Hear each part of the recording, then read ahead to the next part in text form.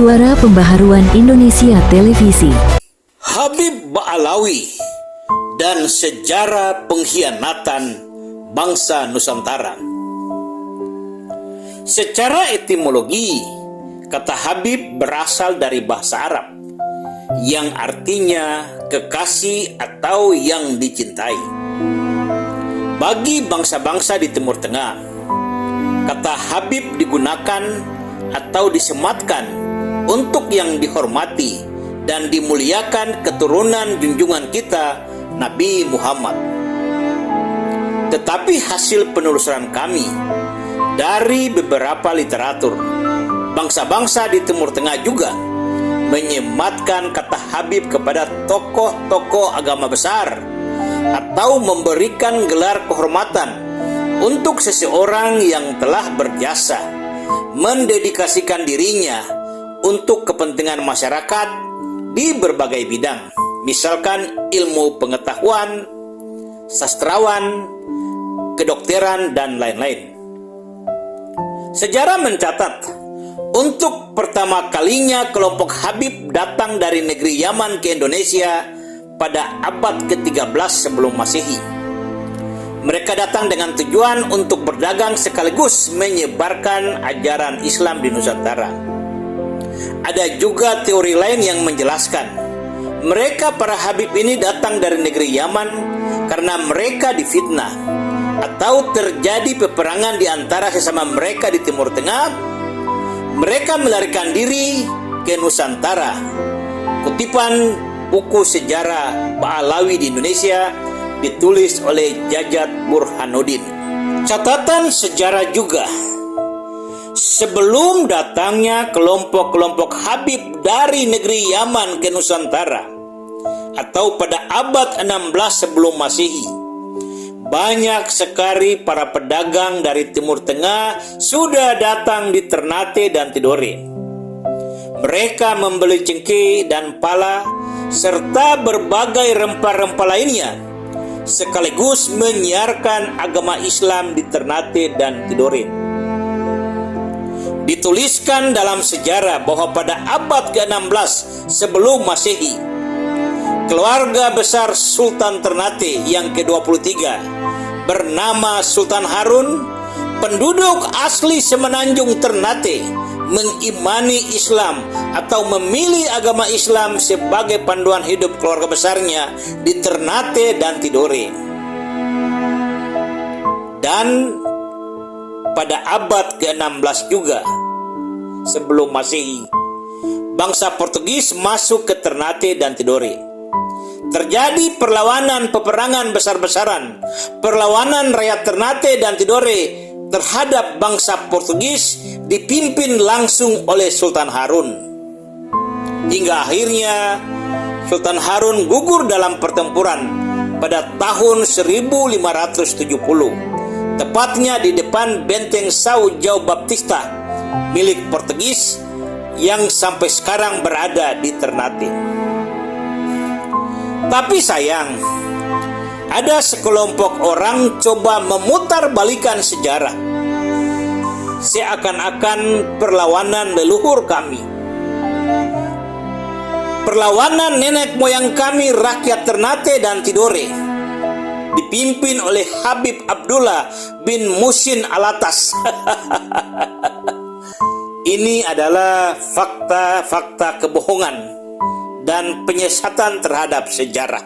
Berawal dari kebohongan dan pemutarbalikan sejarah perjuangan rakyat Ternate dan Tidore di atas, kami coba membuka beberapa literasi untuk menjawab pertanyaan publik umat Islam di Indonesia. Adakah peran serta para Habib klan Ba'alawi yang berasal dari negeri Yaman ini dalam sejarah perjuangan rakyat Indonesia melawan penjajah?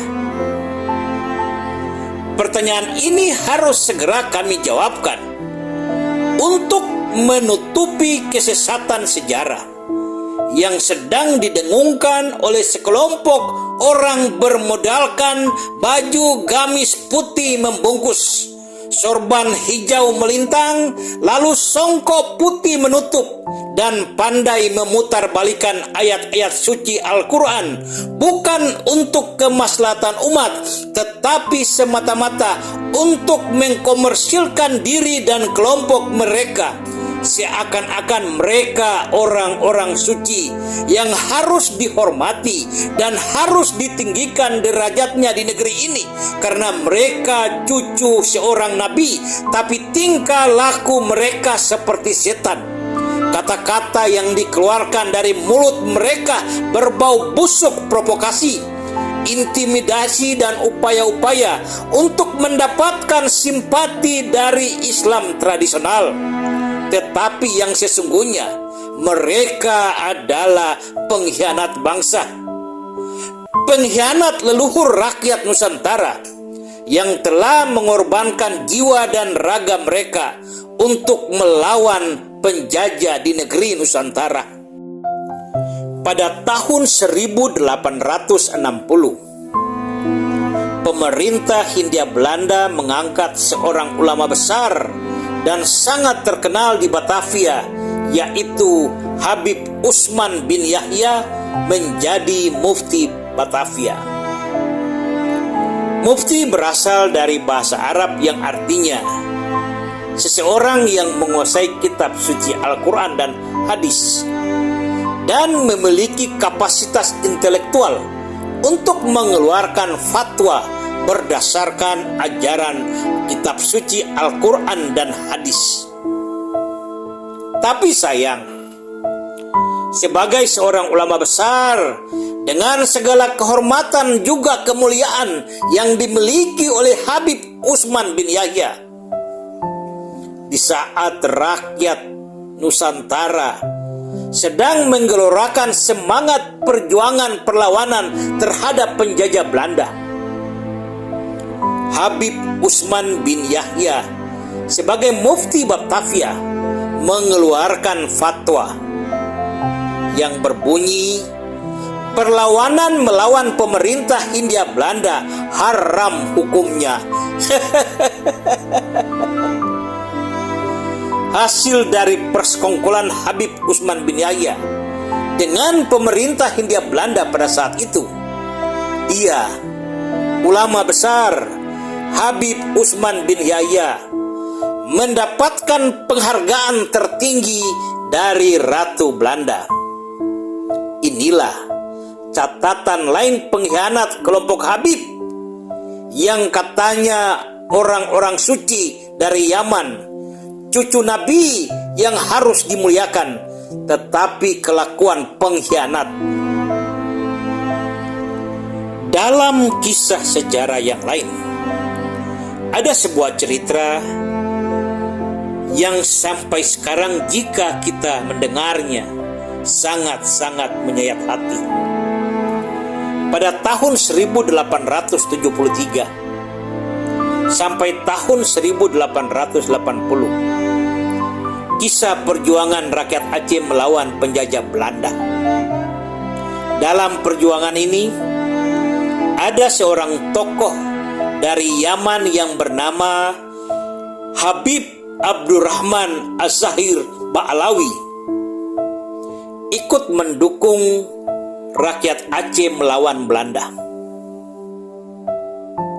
Habib Abdurrahman Az-Zahir Ba'alawi setiap hari melalui dakwah-dakwanya mengobarkan semangat jihad, menggelorakan perjuangan rakyat Aceh.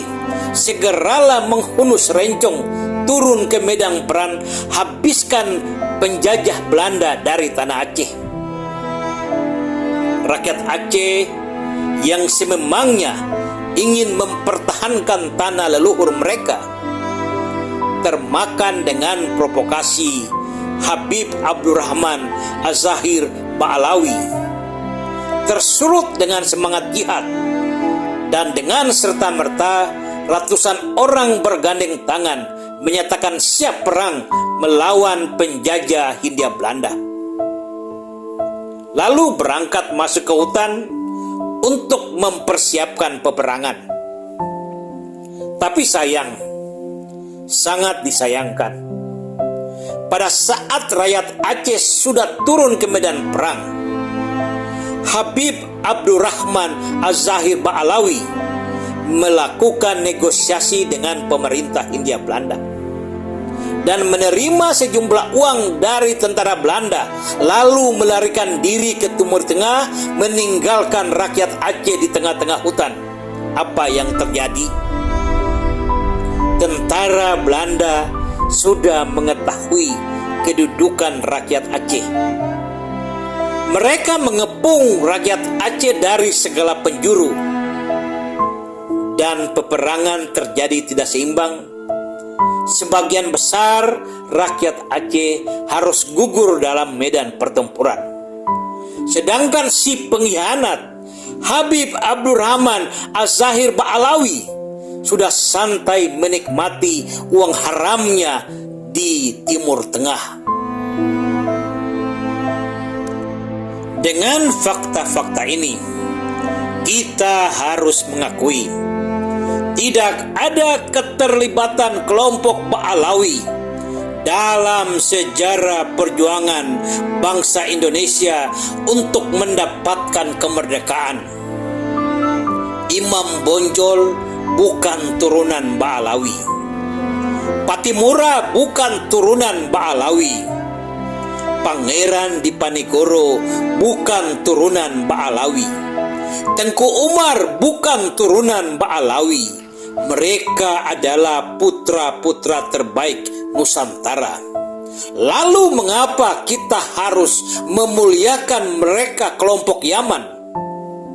Mereka menjadi begitu mulia di tanah Indonesia karena negeri ini tertanam budaya leluhur nenek moyang kami. Hargailah setiap tamu yang berkunjung ke rumahmu. Tetapi ketika mereka menyuruh orang-orang pribumi mencium kaki mereka untuk mendapatkan kemuliaan dan janji masuk surga, ayolah dari sekarang tinggalkan mereka, karena mereka hanyalah sekelompok orang yang kerjanya menjual-jual ayat suci atas nama cucu Nabi, tetapi sesungguhnya kelakuan mereka lebih dari setan. Ayolah tinggalkan mereka.